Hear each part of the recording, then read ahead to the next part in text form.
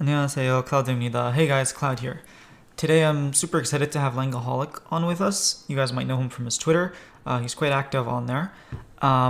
He's Mexican. I think he's been studying languages since he's been 6 or 7 with the school education and with just learning English online just from the internet and whatnot. He's studied, I think, about 8 languages, obviously to different fluencies. I think 3 or 4 of them are quite up there, according to him. And he's a very insightful person, as you'll hear by the from the interview. He has very, I wouldn't say unique ways of thinking about things, but he has very interesting points. Even some of the analogies that he's made, kind of, we tried to talk about juggling different languages, and one thing he said is that he sees kind of maintaining all these languages kind of like kids, and kind of bringing kids until they're adults and they're self-sufficient. So I thought that was very interesting. I never thought of it that way. I thought of it quite differently. You'll hear through the interview. But he's definitely an insightful person. I've come to conclusions, we both come to conclusions just from talking to each other that we actually didn't think of before. So that's part of the reason why I do these interviews, is because I think it motivates discussion, and through discussion you start making these sort of realizations that maybe you didn't realize until both of you spoke together. So hopefully you guys will enjoy. I'll also put his Twitter handle in the description box below, so you guys can check him out and throw him a follow. All right, enjoy. So thank you for coming. I appreciate you taking the time to actually do this with me. I actually appreciate the invitation. I feel super honored and humbled, and I hope we have a very productive conversation today. Yeah, sure. So let's get right into it. For people who don't know who you are, which I'm sure a lot of people do, but if you could give us like a quick just intro about yourself, maybe about the languages you speak as well. Yeah, right. My handle is Langaholic because I am a very eager language learner. It's my main hobby. It's probably my biggest passion in life. So I decided to join social media and try to share my story to try and help people who are learning a language, people who might struggle with motivation. I have friends in real life that ask me all the time tips and whatnot about languages. So I thought maybe there's an audience out there who's interested in what I have to say. So I joined language Twitter 1 year ago actually, and since then I met really incredible people, like of course Cloud and pretty much people from every walk of life, and it's been a really enriching experience. I speak I could say I speak 6 languages. I'm learning a couple others, but when it comes to real like fluency, I'd say I'm only fluent in 3 4 languages. That's still a pretty big achievement. I know you said you're from Mexico, right? So you started off, I'm assuming, with Spanish. That's right. My mother tongue is Spanish, but I started taking English classes when I was like 7 8 ish. But as you know, education in languages in like proper schools is not that good. So I'd say I started like my serious English education when I was in middle school, kind of. Yeah, and I'd definitely say your English is very, it's like almost native level. Well, If not thanks so native level, much. yeah, no problem. So I wanted to say, what are the languages? So you said you can speak about 6 languages and you're studying 2 more. So can you tell us what those languages are, just to get a feel of like That's what right. kind of tree along the languages you've been going through? Right. So I will try to say them in order of Oh, fluency okay. to non-fluency. So it should be Mexican Spanish, English, Japanese, Chinese, French, Portuguese. Right now, I'm growing a lot in Indonesian and Dutch, Oh. and well, I also studied Korean in the past. That's cool. So you have quite the opposite kind of spectrums with Spanish, Portuguese, even going through Dutch, and then you have like the Asian languages where you have Indonesian, Japanese, Chinese, and I'm assuming Mandarin, right? Yeah, Mandarin. And Korean. Yeah. So That's what would correct. go I ahead? like to study Asian languages mostly Oh, because okay. I think they open a whole different new world for me. You know, We belong to the Western civilization, and we Mm-hmm. pretty much know everything about the West. Like when we're taught universal history in school, we're taught the Greeks, the Romans, etc. But one thing I quote unquote regret about my education is we weren't taught virtually anything about Asia, and Asia right now, as you know, Mm-hmm. is crucial for the world development. Yeah. So my question to you is, how? How do you do this? How do you keep yourself motivated to go through language after language after language, starting from scratch? What keeps you motivated?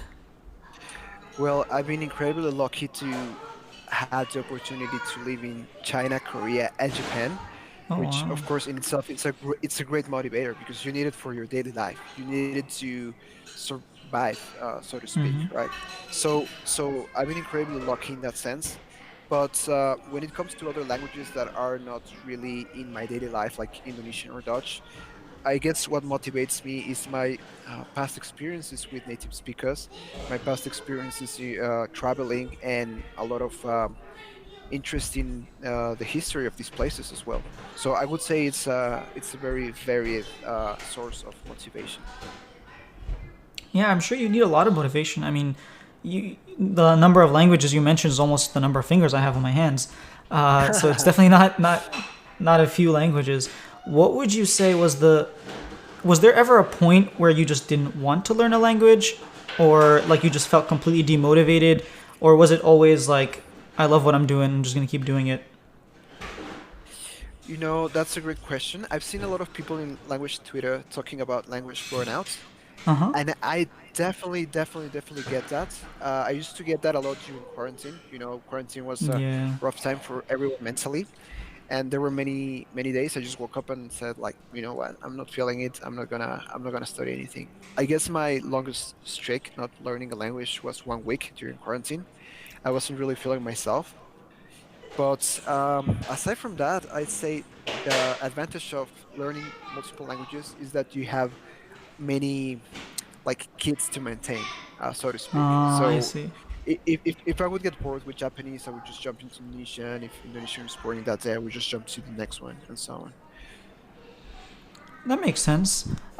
Your biggest gap being 1 week is insane. I'd say every few months I probably take longer than a week of a gap, but this actually leads me to my next question.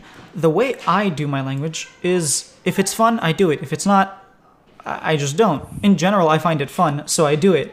But when I try to explain this to some of my students or to some of my friends who want to learn language and be like, yeah, just do what makes it fun, they're like, no, I want to learn the language. My goal here is not to have fun with the language. My goal is to be able to speak it or communicate it or watch K dramas or watch, anime or read manga. They have like a specific goal in mind, and that's that kind of why they're doing it. And they don't, Okay. like, fun isn't part of it. But for me, I could never do that. So I know you're also a big proponent So of, yeah, go ahead. so how are your friends doing? I think that's a very interesting question. That's a very good question. I would say most of them haven't made much progress, or not much progress, but in terms of reaching their goal. So I would say many of them have gone Right. to A2, maybe even B1, but I don't think any of them Okay. have accomplished their goal of getting to like a native or like C1 sort of level.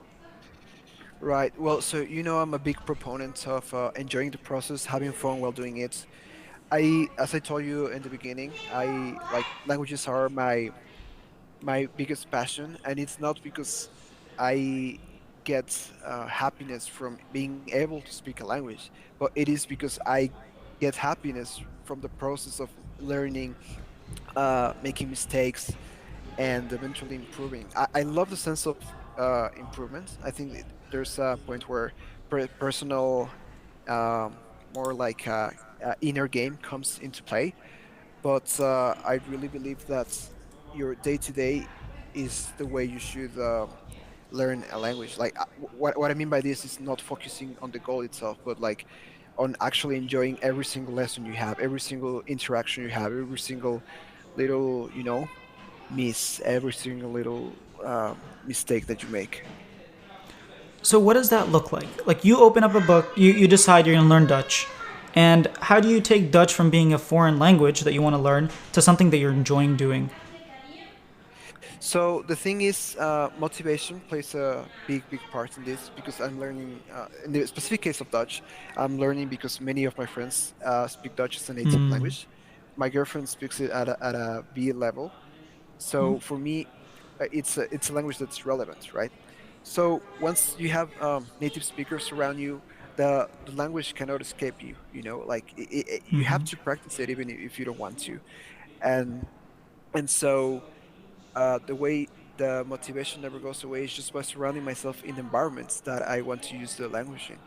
I think it goes all the way back to the motivation, you know. Yeah. Do you So have? Oh, go ahead. I'm sorry.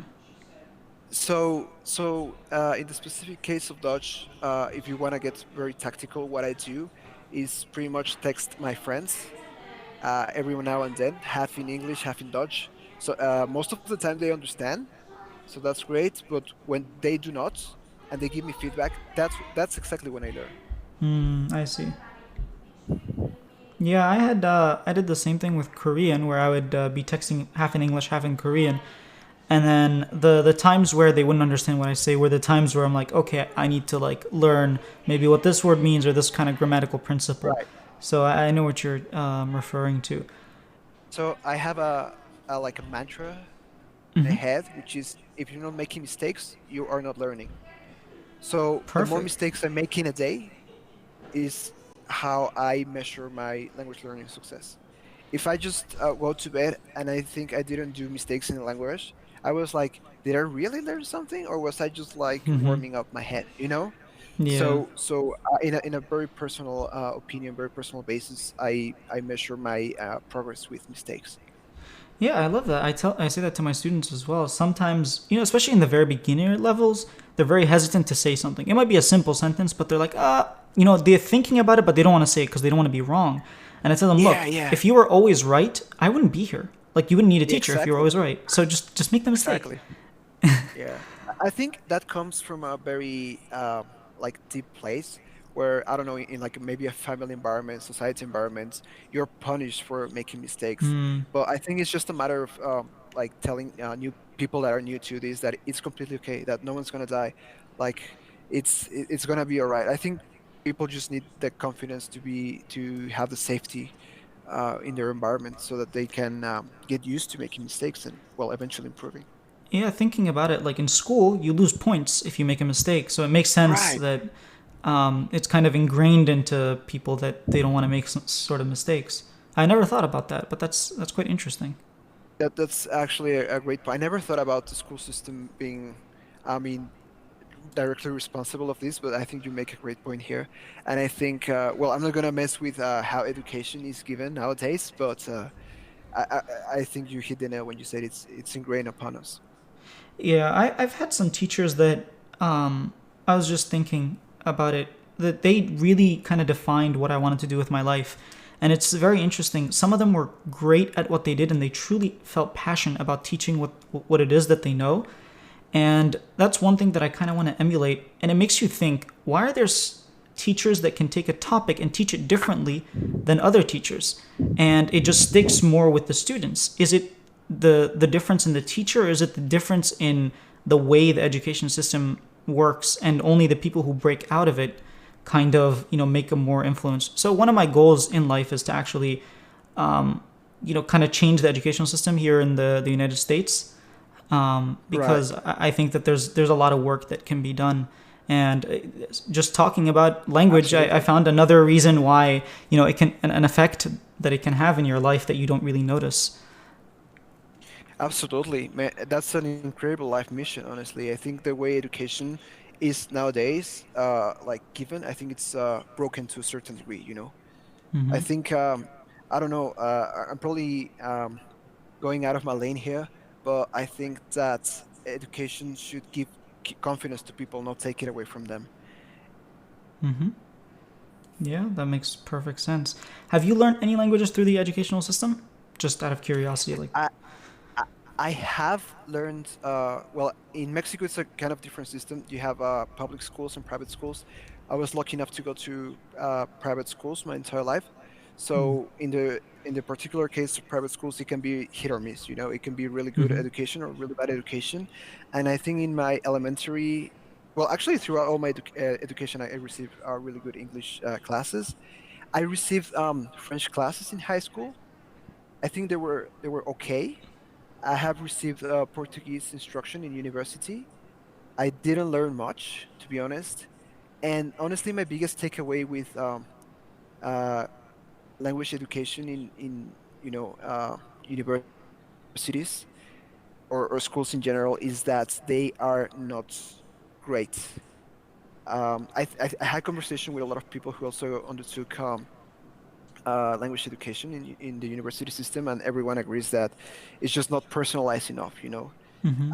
My best language lessons ever were one-on-one or two on one.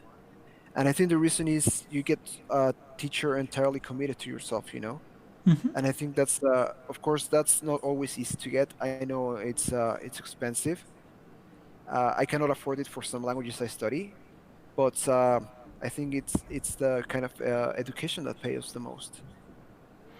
Yeah, I know exactly what you're talking about. Same thing here in the United States. So I never took like Korean as a subject in university, but I had some friends that did, and I also was a president of a club where we would kind of help people with that, with their Korean class. So basically, people would come. We would try to match people with kind of like a language exchange where we'd bring some Koreans that would teach the students some Korean, and then the American students would teach them English to the Korean students. And what every once a week we would have like a lesson to go over what they did in their classes, in the university classes, and we would help them out with it.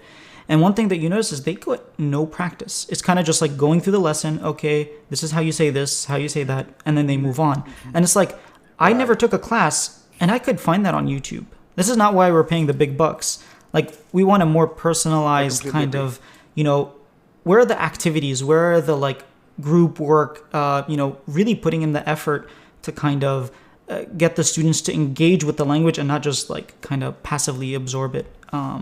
So that's one thing I So noticed. you as a teacher, how do you handle that? I imagine you have bigger groups. How do you go about giving them a personalized education in language?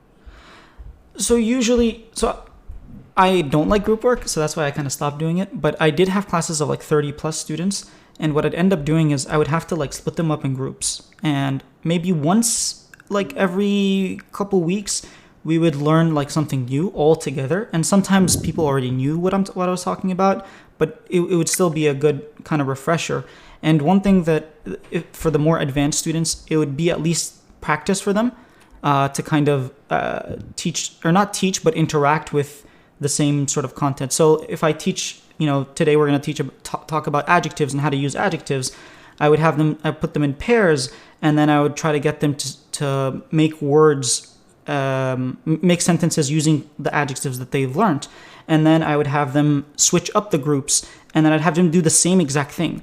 So you'd end up saying the same thing multiple times, and each time you get more confident. And then I would put some sort of time Right. pressure under it. So now, not only do you have to say the sentences, you actually have to say the things that you want to say, the story that you made up, but under time pressure. So you have to say it more quickly. So it's more of different ways to get them to repeat, to practice, but without getting it to be boring. I completely get. I wish I had classes like that. I'm completely honest. Most of my classes were just like the teacher going over a specific topic, and you take notes. If you actually learn something or not, like that doesn't really matter. But I think the approach of one-on-one it's the best for sure. Yeah, I think the sort of note taking style kind of things, like what I would tell my students is, I want that to be like 10% of the class. The other 90%, I want you to be doing stuff. I want you to be interacting with the language because you can take these notes Right, on right, YouTube. Like, you know, exactly. it's not that difficult to find something like that. But for you to get this opportunity for all these language learners to all learning the same language to be together and practicing, and you have Right, someone that can correct you and all that stuff, that doesn't come very often. So that's right. kind of what I Uh, put uh, my emphasis on. as you mentioned, I think the greatest value of taking a class is actually producing outputs. Like Mm-hmm. if you wanted to learn a specific concept, you can just go into YouTube or a specific website, Google it. I don't know, like even Reddit or something. But the actual practice is what you're paying for, and that's, as you mentioned, the reason you are there. So I think that that's a great approach, and I think you, without like knowing your method, I think you are a great teacher. Thank you. I appreciate it. So I have a question for you that helped me and multiple other people. I see this all the time on the language Twitter. How do you juggle all these languages? You actually mentioned that it's kind of like keeping up with your kids. You know, it's like you're taking care of children. How do you take care of so many children? That's a interesting way to put the question. I did mention it's like having children. Reason being is it's pretty much you have to raise them from zero to self-sufficient adults, you know. Mm-hmm. And the way I go about this is I split my time. You know, like I'm a human being. I only have 24 hours in a day. I have a full-time job, a girlfriend. I have a little dog to take care about. So I try to sneak as much learning in between as possible.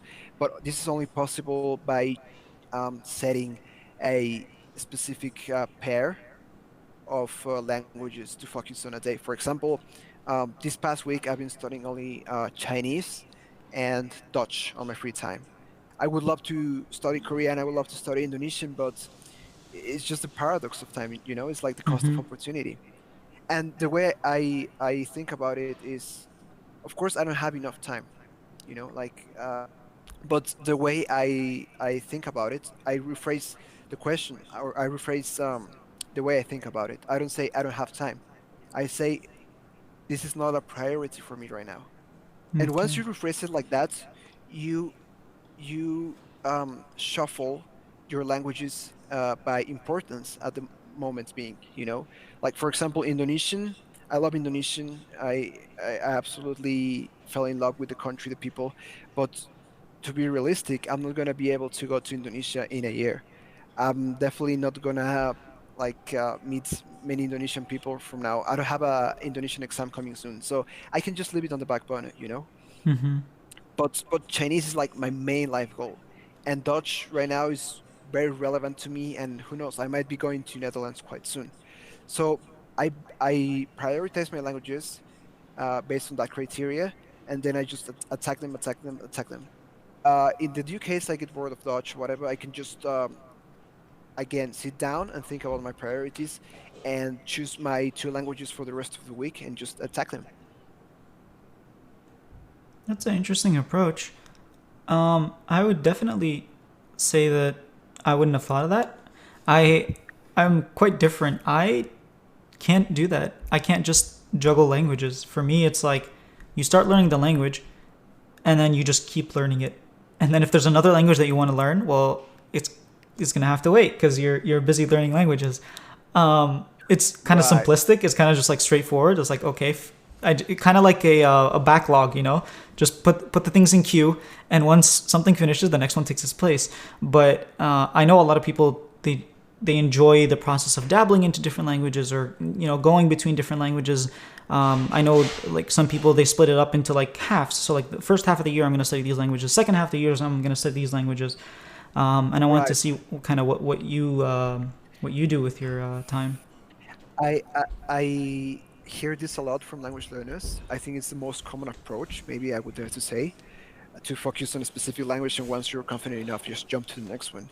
I think it also matters the way you see the world and the way you are built in some way. I think for people like me who are really who cannot really focus that well, I think it's important to keep things fresh in order to keep moving. And I think this is completely a personal choice. Like you said the other day, different people have different approaches and different perspectives. So I think for people who learn like me, I would definitely recommend picking two or three languages at a time and attacking them. But also, the caveat of this is that my Chinese level, for example, is relatively high already. Mm-hmm. So whenever I study, it's not really like actual study. It's more like review, maybe a new vocab every once and then. But it's something that's already there.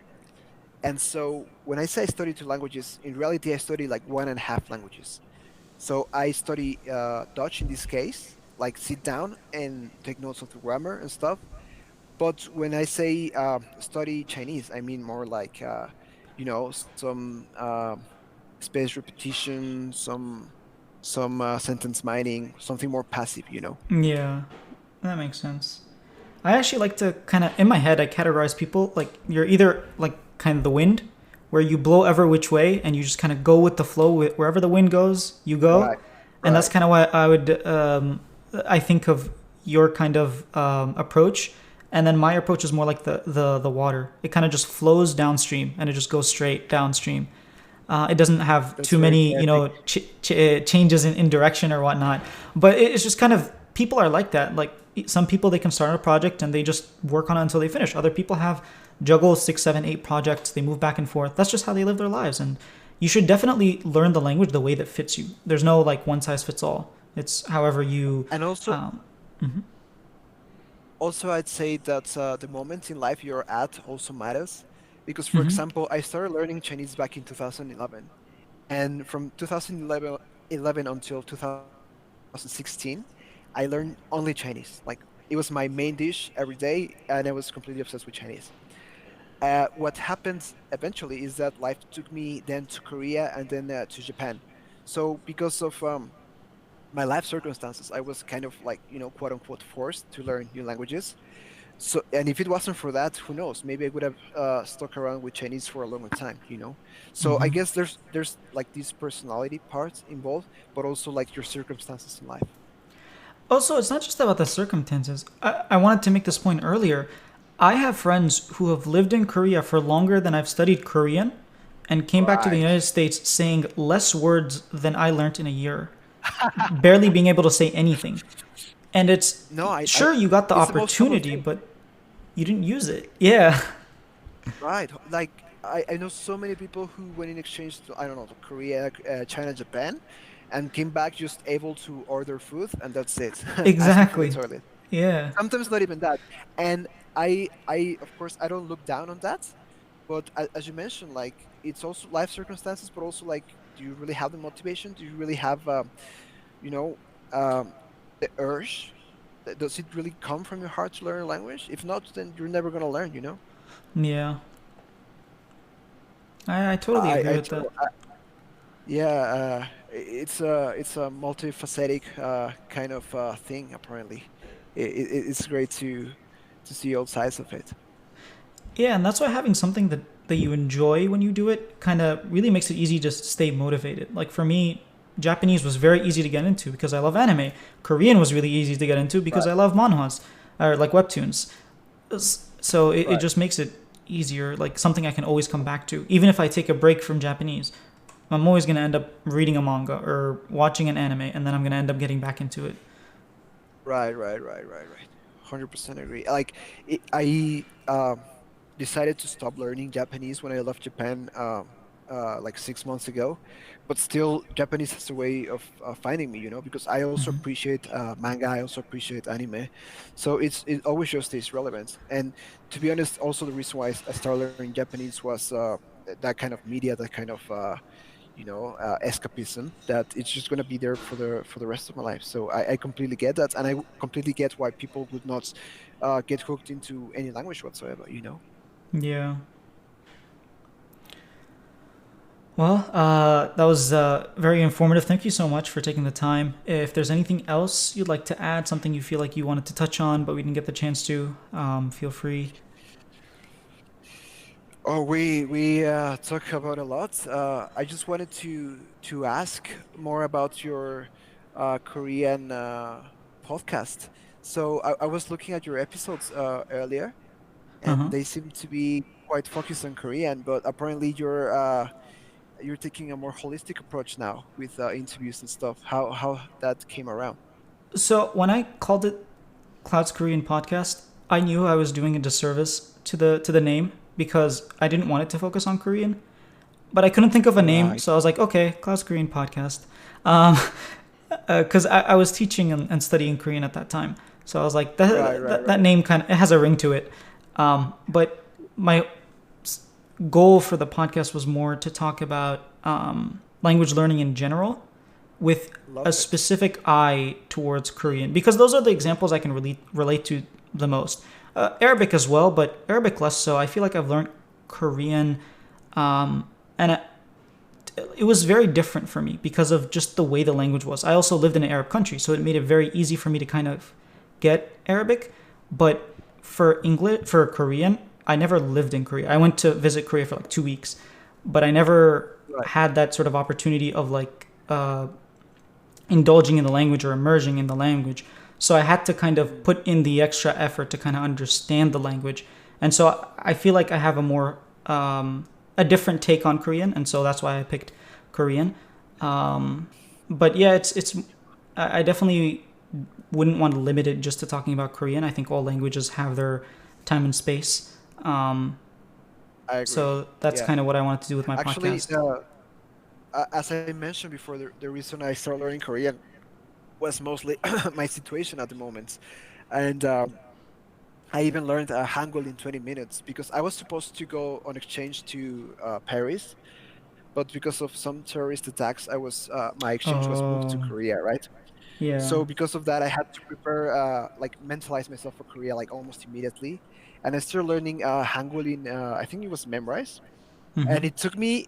I literally timed it out, and it was 20 minutes. I took 20 Yeah, minutes Hangul to is learn Hangul. awesome. Yeah, yeah, Yeah, Hangul is great. It's actually quite practical and relevant to the language, it so is. I really love it. And because of those 20 minutes I put in, I enjoyed my stay in Korea like 10 times more than someone who could not read Hangul. Like I had friends in that exchange, like American or from other nationalities, and they didn't take those 20 minutes to learn Hangul, and they spent months struggling to like read stuff. And that's one of the moments in my language learning where I thought like, damn, like a little bit takes you a long way. I Hmm. really wish more people took those 20 minutes, that little time investment to, get back something that will definitely change your stay in a place. Yeah, I also noticed it too. I had heard that it's very difficult to get around in Korea for foreigners, and I was very worried when I got there. It's And when I got there, I realized how easy it was. But the thing is, you just need to know how to read Korean. Yeah, And right, I right, use right. Naver Maps, so it was very easy for me. But I realized later, okay, this is why it was difficult because they had to use like Google Maps. And I think at that time, Google Maps wasn't very good. Especially Yeah, like the because romanization wasn't very accurate and whatnot. right, right, right, right. So you use Naver Maps? Yeah, when I was there, I used Naver Maps. Great, great, great. Yeah, but learning the script takes you so little time, and the payoff is so. I remember one time I was in Greece. I didn't understand anything that was going on around me. I went back to my hotel feeling like, damn, I should probably do something about it. I took Hmm. a like crash course about reading Greek alphabets. The next day, completely changed my entire experience. So that's something I had learned back then that I now apply everywhere I go. So as a recommendation, if you're gonna go to a country, like for whoever is listening, if you're gonna go to a country, I'd suggest you invest those 10, 20, 30 minutes to get used to the script. Yeah, for sure. I'm learning Slovak and Hiragana right now, and Oh, I use the Korean Hangul to write out the sounds because I just feel like it's easier to figure out what to the map sound is. Yeah, with both Japanese and Slovak. yeah, Wow, that's super interesting. Slovak is Romanized alphabet, right? yeah. It's very English, Like, very similar to. It's this basically same alphabet as English, but the right. pronunciation is The different. And I accent. feel like Okay, if right, I write it in English, the thing about English is that you can read the same thing in multiple different ways. Um, right. but in Korean, it's in Hangul, it's very obvious. You can only Right, read it right, one right, way, right. so that's kind of why I use it. I could also use Arabic, but Arabic doesn't have the same sort of uh, sounds, vowels as Korean. Korean has more vowels than Arabic, so it's easier to use Korean. I completely get it. Yeah, some languages just map better than others, and Hmm. sometimes I take my notes in a different language that's not either English or Spanish, depending on how the situation presents itself, how my understanding of it happens at the moment. So I completely get it. Yeah. All right. Thank you very much for this time. I'm sure people will really enjoy this and learn a lot from your experience. Apparently, you've been I studying hope so. since 2011. You said Chinese since 2011, Yeah, so Chinese, you have a yeah, lot of experience. 2011. Yeah.